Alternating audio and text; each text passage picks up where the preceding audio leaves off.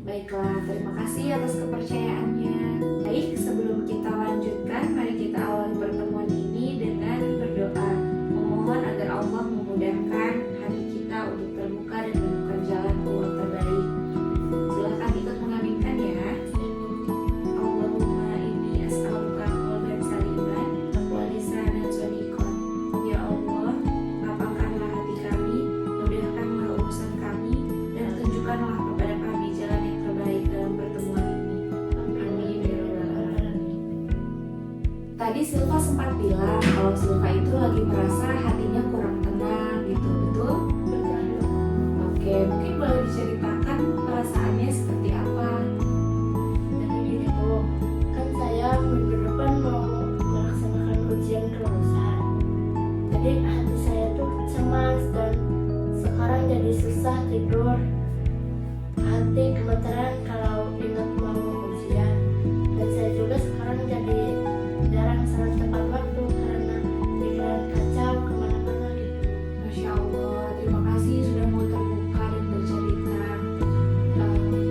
Sebenarnya yang kamu alami itu kecemasan yang wajar sekali. Itu sangat manusiawi. Tapi kalau boleh saya sampaikan dengan lembut, apa boleh? Boleh banget Bu. Oke, jadi kecemasan yang kamu alami itu wajar banget. Tapi kalau misalkan kecemasan itu membuat kita jauh dari Allah, disitulah kita perlu hati-hati. Karena justru ketika hati kita gundah, hati kita tidak tenang, mendekatkan diri kepada Allah itu lebih baik.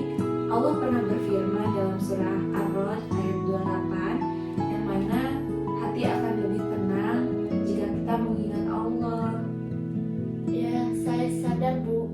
Tapi gimana gitu kalau pikiran sudah kekhawatiran sudah penuh? Iya sih, saya mengerti banget apa yang kamu rasakan. Itu namanya kecemasan berlebihan.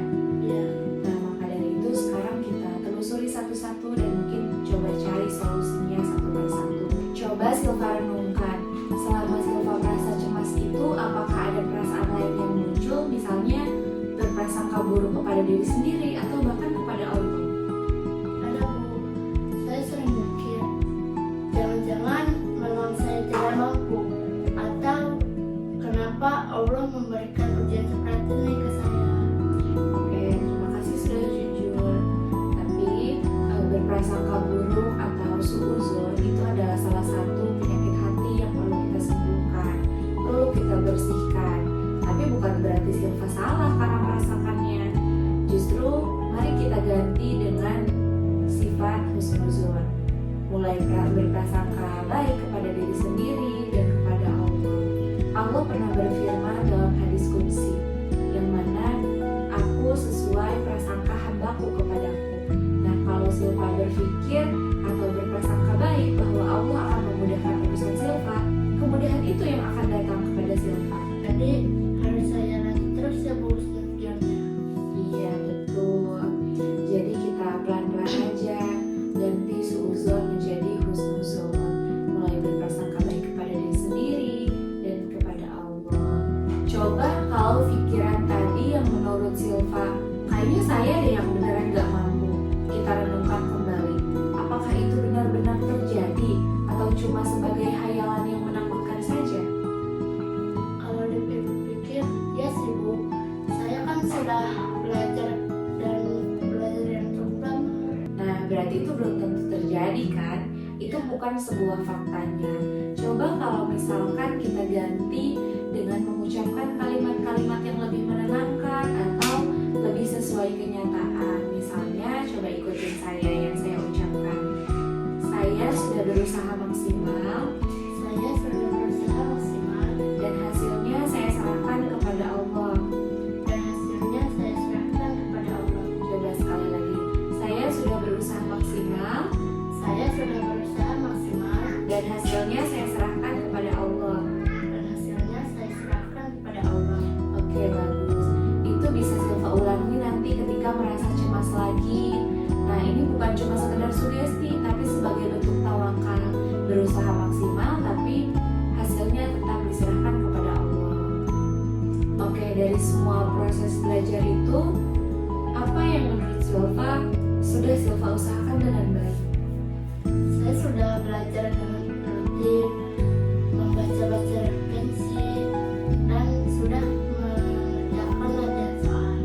Masya Allah, itu bukan usaha yang sedikit. Tapi menurut Silva, adakah hal yang perlu diperbaiki? Misalnya mendekatkan diri kepada Allah mungkin?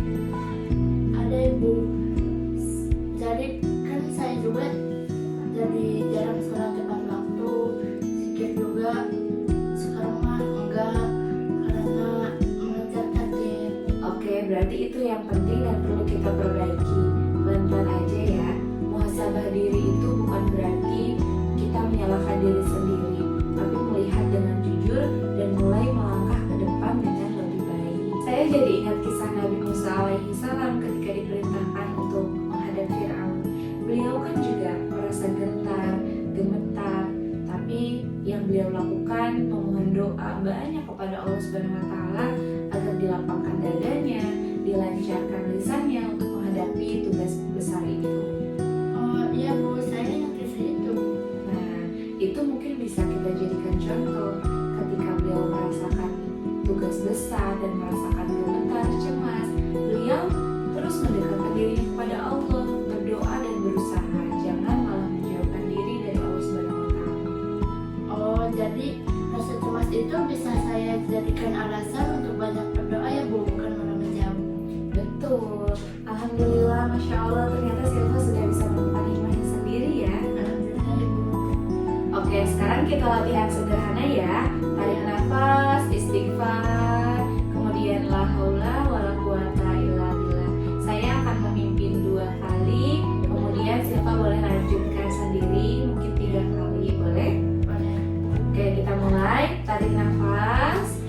Astagfirullahaladzim, la haula wala quwata illa billah. Lagi, tarik nafas. Astagfirullahaladzim. La haula wala quwata illa billah. Gimana Silva perasaannya setelah mengulang zikir tersebut? Alhamdulillah Ibu, iya jadi terasa lebih tenang dan hati juga tidak sesak tadi. Alhamdulillah. Nanti Silva boleh praktekkan lagi kalau misalkan rasa cemas itu datang lagi ya. Ya insya Allah saya akan praktikan dimanapun dan kapanpun jika cemas itu ada. Oke, baik Silva, terima kasih banyak atas pertemuan hari ini. Semoga dengan adanya pertemuan hari ini bisa membuat Silva lebih tenang, bermanfaat, dan juga bisa lebih baik ke depannya. Untuk menutup pertemuan hari ini, mari kita tutup dengan doa.